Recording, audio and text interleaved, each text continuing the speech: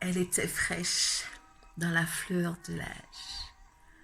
C'était le 22 mai 1848 et comme tous ses compagnons d'infortune, comme tout le reste des nouveaux libres de la Martinique, les milliers de nouveaux libres de la Martinique, enfin, c'était fini les chaînes, enfin, c'était fini les fouets, enfin, c'était fini le travail forcé, enfin, c'était fini les larmes, enfin, c'était fini les souffrances, enfin, c'était fini.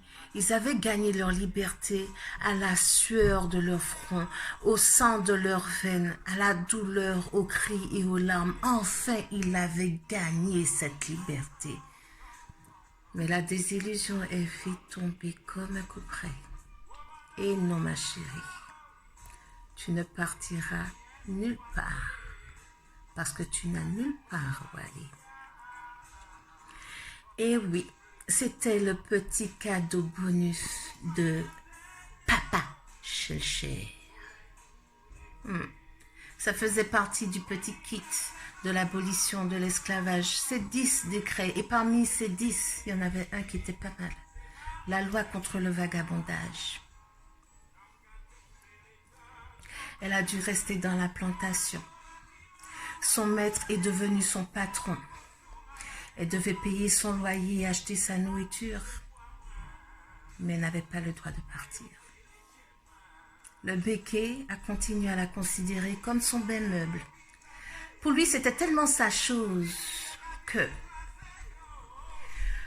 ma pensée se fige sur l'insupportable puissance de ses yeux bleus brillants de concupiscence, posés sur sa peau d'ébène dénudée de sa corne bandée, l'a déshonorée. Et oui, il l'a violée.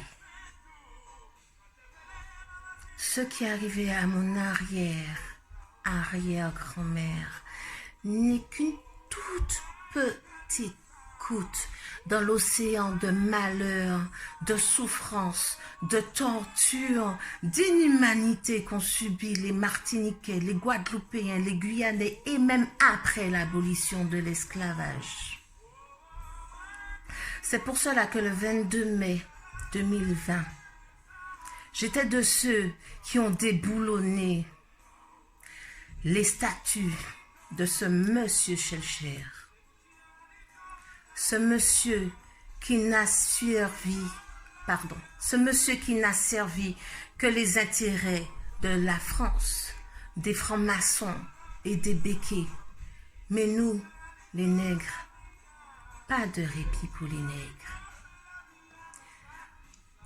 J'étais là. J'en étais fière, j'en suis encore fière. Si c'est à refaire, je le referai. Et s'il faut en faire plus, je ferai plus. 22 mai 2020, c'est moi.